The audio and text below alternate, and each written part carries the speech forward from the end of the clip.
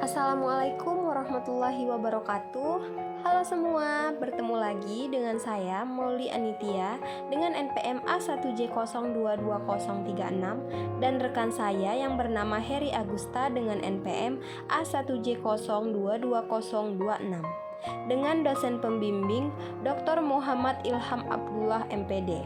Beliau merupakan dosen pembimbing dalam mata kuliah Sosiologi dan Antropologi Pendidikan dari Prodi Pendidikan Nonformal Universitas Bengkulu. Pada kesempatan ini saya akan membahas tentang interaksi sosial. Baik, langsung saja ke materinya. Interaksi sosial. Interaksi sosial mengacu pada hubungan dan interaksi antara individu atau kelompok dalam masyarakat. Ini melibatkan berbagai bentuk komunikasi dan perilaku yang terjadi saat individu berinteraksi satu sama lain. Interaksi sosial merupakan bagian integral dari kehidupan manusia dan merupakan cara penting untuk berbagi informasi, membangun hubungan, dan mempengaruhi satu sama lain. Selanjutnya yaitu definisi interaksi sosial.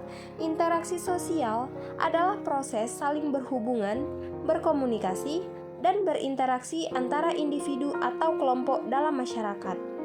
Ini melibatkan pertukaran informasi, emosi, dan perilaku antara individu atau kelompok yang berinteraksi.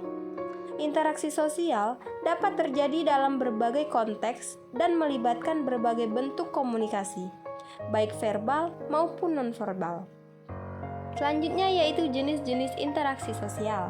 Yang pertama, interaksi sosial formal. Interaksi sosial formal terjadi dalam konteks yang terstruktur dan diatur oleh aturan dan norma yang jelas. Contohnya, termasuk interaksi di tempat kerja, di sekolah, atau dalam institusi pemerintahan. Interaksi formal ini seringkali melibatkan peran-peran sosial yang ditentukan dan memiliki tujuan tertentu, seperti rapat, presentasi, atau diskusi kelompok.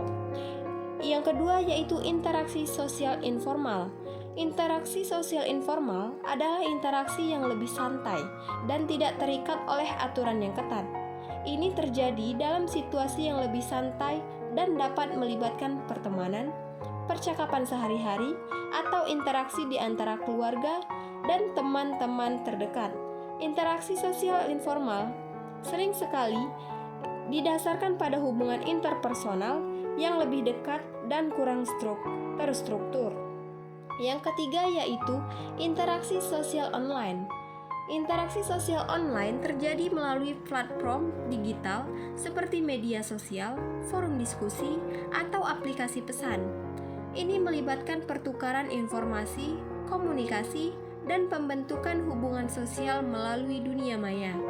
Interaksi sosial online memiliki karakteristik yang unik, seperti anonimitas relatif dan jangkauan yang lebih luas. Dan yang keempat yaitu interaksi sosial antar budaya. Interaksi sosial antar budaya terjadi ketika individu atau kelompok dari budaya yang berbeda berinteraksi. Ini melibatkan pemahaman, toleransi, dan penghormatan terhadap perbedaan budaya dan nilai-nilai yang ada. Selanjutnya yaitu faktor-faktor yang mempengaruhi interaksi sosial. Yang pertama yaitu budaya. Nilai-nilai budaya merupakan keyakinan prinsip dan pandangan yang dipegang oleh suatu kelompok masyarakat. Nilai-nilai budaya mempengaruhi cara individu memandang dan menghargai hubungan sosial, tanggung jawab, kerjasama, atau otonomi pribadi.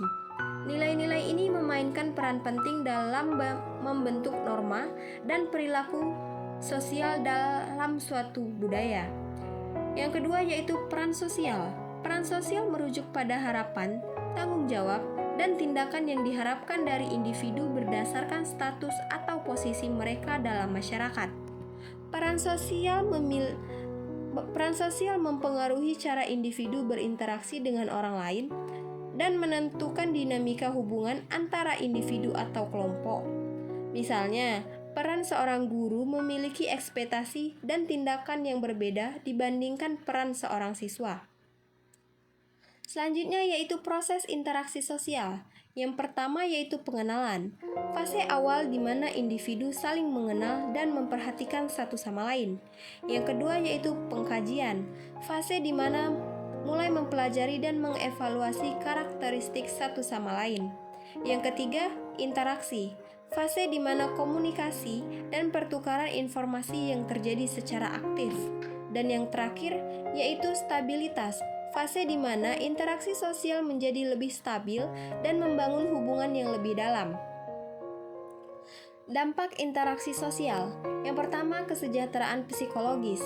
Interaksi sosial yang positif dapat meningkatkan kesejahteraan mental dan emosional individu.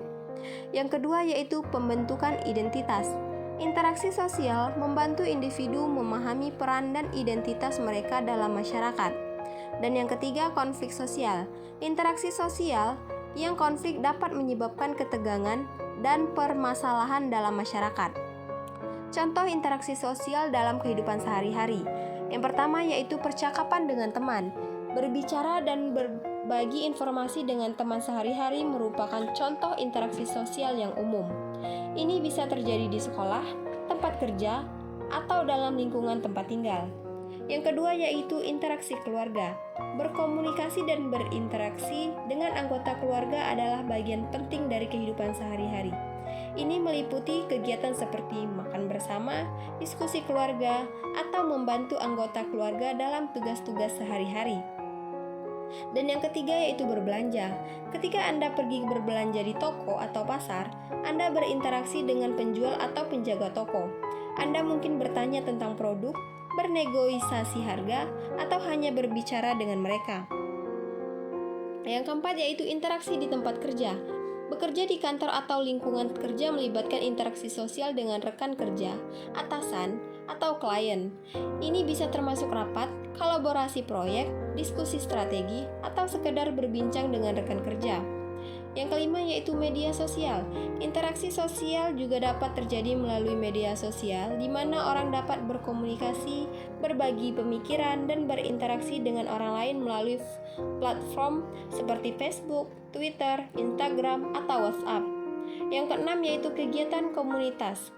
Terlibat dalam kegiatan komunitas seperti kelompok olahraga, klub buku, atau sekelompok sukarelawan adalah cara lain untuk berinteraksi sosial. Ini memberi kesempatan untuk bertemu dengan orang-orang yang memiliki minat atau tujuan yang sama.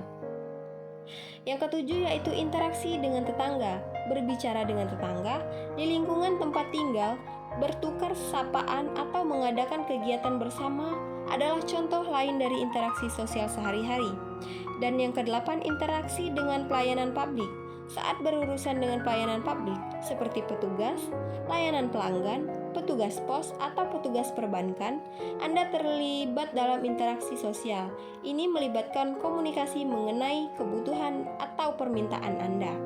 Baiklah, dapat disimpulkan dari materi yang saya jelaskan tadi, interaksi sosial adalah proses saling berhubungan dan berinteraksi antara individu atau kelompok dalam masyarakat. Ini melibatkan pertukaran informasi, emosi, dan perilaku antara individu atau kelompok yang berinteraksi. Interaksi sosial penting untuk membentuk identitas sosial, perkembangan pribadi, dan pembentukan hubungan antar individu. Melalui interaksi sosial, kita dapat membangun koneksi dengan orang lain, memperluas pengetahuan dan pemahaman kita, serta mempengaruhi dan dipengaruhi oleh masyarakat di sekitar kita. Baiklah, cukup sekian penyampaian materi dari kelompok kami. Semoga apa yang kami jelaskan bermanfaat bagi pemateri maupun yang mendengarkan. Kami sangat sadar, sangat banyak kekurangan dari pemaparan materi yang kami sampaikan. Maka dari itu, kami mohon maaf kepada Allah, kami mohon ampun. Kami akhiri, wassalamualaikum warahmatullahi wabarakatuh.